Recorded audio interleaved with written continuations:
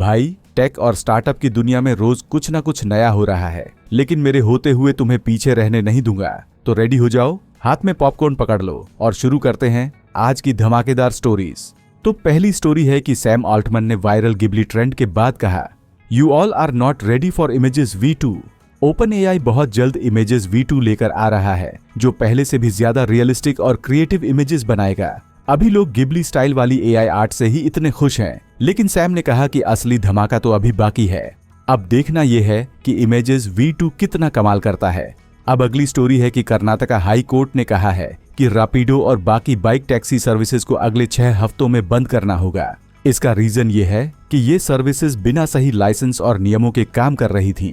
Court ने साफ कहा, बिना परमिशन के ऐसी सर्विस चलाना कानून के खिलाफ है। इससे राइडर्स और बाइक टैक्सी चालकों दोनों पर असर पड़ेगा। अब अगली स्टोरी है कि नेटफ्लिक्स के CEO टेड सारंडस ने कहा है कि अब थिएटर्स का दौर खत्म हो गया है। लोग अब घर बैठे OTT पर ही मूवीज देखना पसंद कर रहे हैं। टेड का मानना है कि पेंडेमिक के बाद ऑडियंस की आदतें बदल गई हैं और थिएटर्स फिर से नहीं भर पाएंगे। हालांकि इस बात पर ऑडियंस के बीच मिक्स्ड रिएक्शंस हैं। अब अगली स्टोरी है कि ज़ेप्टो ने 90 के दशक का पुराना लुक ऐप में डालकर यूजर्स को सरप्राइज कर दिया। पुरानी ग्राफिक्स, पुराना चेकआउट सिस्टम देखकर लोग पहले तो शॉक हो गए, बाद में समझ आया कि ये अप्रैल फूल था। सोशल मीडिया पर लोग इस प्रैंक की खूब तारीफ कर रहे हैं। अब अगली स्टोरी है कि रिपोर्ट्स के मुताबिक Amazon टिकटॉक को खरीदने की बात कर रहा है। इसका रीजन ये है कि US में टिकटॉक पर बैन का खतरा है।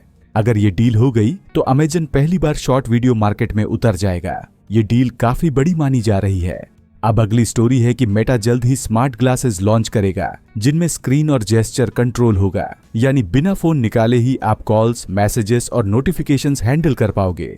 मेटा इसे नेक्स्ट लेवल वेरिएबल बनाने की कोशिश कर रहा है।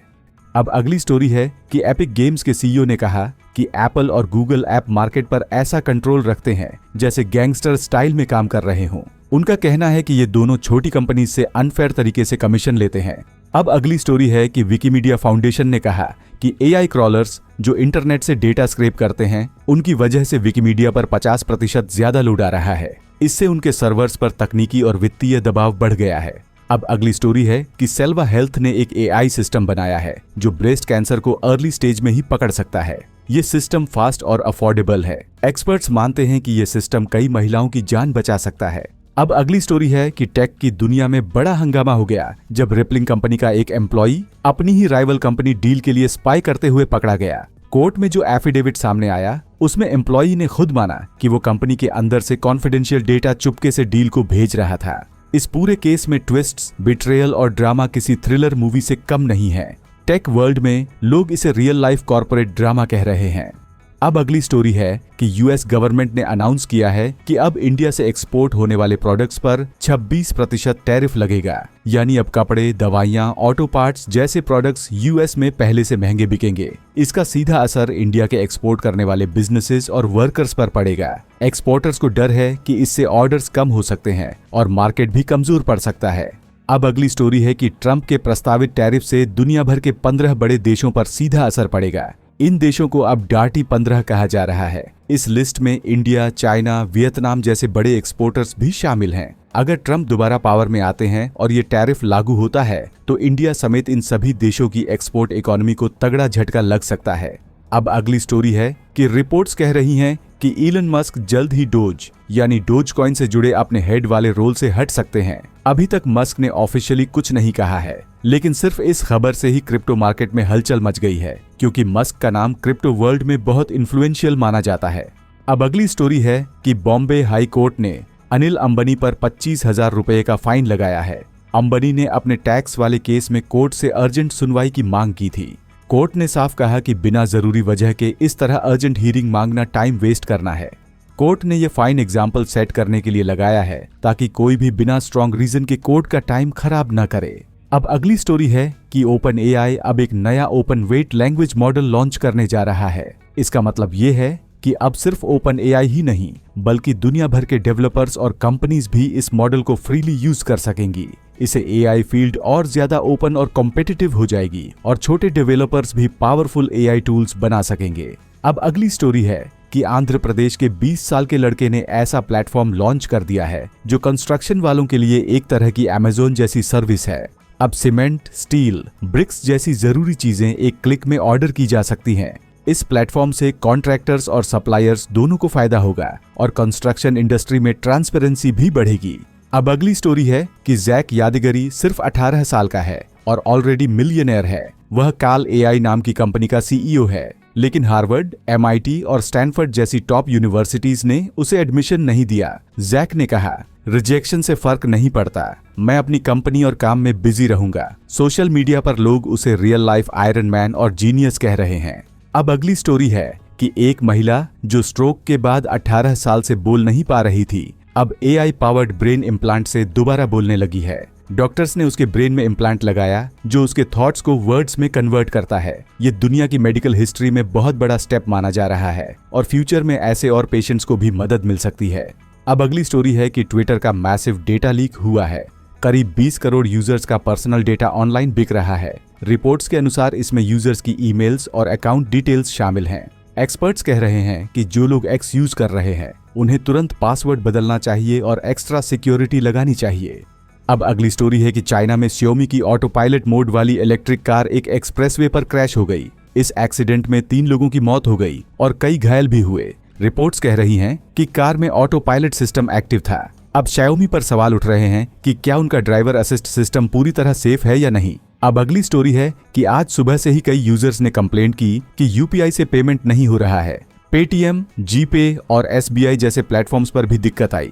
एनपीसीआई ने भी माना कि टेक्निकल ग्लिच आया था जिसे बाद में ठीक कर दिया गया, लेकिन इस आउटेज से लोगों को काफी परेशानियां झेलनी पड़ी। अब अगली स्टोरी है कि ज़ीरोधा के नितिन कामत ने बताया कि इस साल इंडियंस ने करीब 2000 करोड़ डिजिटल अरेस्ट स्कैम में गंवा दिए। इस स्कैम में लोग डर के मारे फेक पुलिस और साइबर सेल की बातों में आकर पैसे दे देते हैं। नितिन ने कहा कि लोग इस स्कैम से सावधान रहें और कभी भी डर कर पेमेंट ना करें।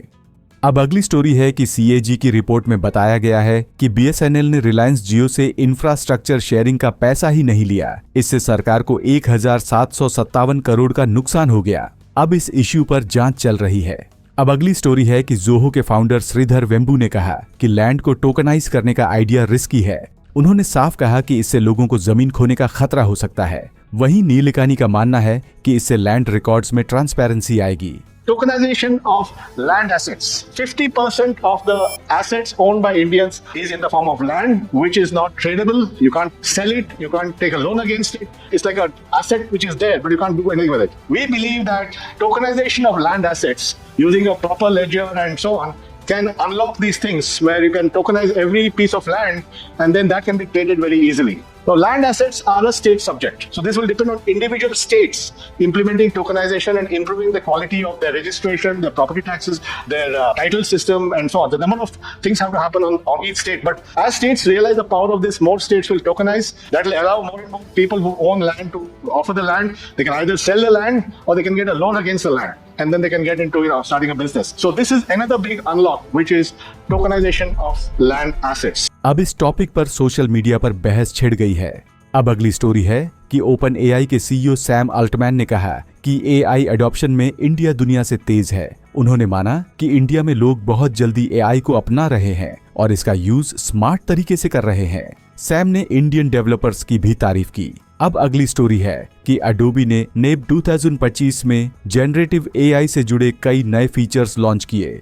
इनमें से सबसे बड़ा फीचर है जनरेटिव एक्सटेंड, जिससे 4 के वीडियोस में बिना क्वालिटी लॉस के नए सीन्स ऐड किए जा सकते हैं। साथ ही अडोबी ने एआई फोटो एडिटिंग और ऑडियो टूल्स भी लॉन्च किए हैं।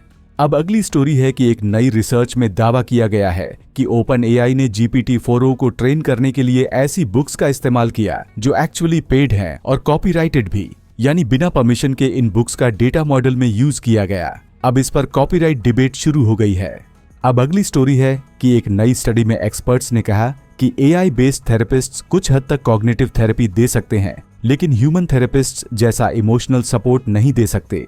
एआई सिर्फ लॉजिक से समझाता है, लेकिन इंसानों की फीलिंग्स को पूरी तरह नहीं समझ पाता। अब अगली स्टोरी है कि चाइना ने ऑफिशियली फ्लाइंग पैसेंजर ड्रोन्स यानी फ्लाइंग टैक्सीज को कमर्शियल सर्विस के लिए अप्रूव कर दिया है। अब चाइना के कुछ शहरों में लोग टैक्सी की जगह हवा में उड़कर सफर कर सकेंगे। एक्सपर्ट्स इसे ट्रांसपोर्टेशन में एक बड़ी चेंज मान रहे हैं। अब अगली स्टोरी है कि डॉक्टर्स ने कहा है कि आजकल लोग घंटों घंटों तक रील्स और शॉर्ट वीडियोस देख रहे हैं, जिससे आंखों में ड्राइनेस, रेडनेस और विजन से जुड़ी प्रॉब्लम्स बढ़ रही हैं। एक्सपर्ट्स ने इसे डिजिटल आई डिसऑर्डर कहा है। डॉक्टर्स का कहना है कि अगर आप लगातार फोन की स्क्रीन देखते हो तो आंखों पर बड़ा असर पड़ सकता है। अब अगली स्टोरी है कि एक एम्प्लॉई ने अपनी स्टोरी शेयर की कि उससे रात भर काम करवाने के बाद सुबह फिर से बिना रेस्ट के काम करने को कहा गया। उसने कहा, इट ब्रोक मी, यानी ये एक्सपीरियंस बहुत पेनफुल था। सोशल मीडिया पर लोग इस इश्यू पर खूब चर्चा कर रहे हैं और ऐसे टॉक्सिक वर्क कल्चर के खिलाफ बोल रहे हैं। अब अगली स्टोरी है कि डेजिमे ने 2,50,00,000 रुपए की प्री सीड फंडिंग रेज की है। ये स्टार्टअप बेटर फूड चॉइसेस और न्यूट्रिशन प्रोडक्ट्स पर काम करता है। वहीं बेटर न्यूट्रिशन ने 10 करोड़ रुपए की फंडिंग लेकर अपने प्रोडक्ट्स और रीच बढ़ाने का प्लान बनाया है। दोनों ही स्टार्टअप्स हेल्थ और वेलनेस स्पेस में तेजी से ग्रो कर रहे हैं। अब अगली स्टोरी है कि मार्च 2025 में टेक इंडस्ट्री से 8,500 से ज्यादा लोग अपनी जॉब्स गंवा चुके हैं। रीजन ये बताया जा रहा है कि कंपनीज अपने खर्चे कम कर रही हैं और बिजनेस मॉडल बदल रही है। एक्सपर्ट्स मानते हैं कि ये ट्रेंड आगे भी जारी रह सकता है। ऐसी डेली न्यूज के लिए और खुद को हर दिन इम्प्रूव करने के लिए सब्सक्राइब कर लो फिनटेक फायर को।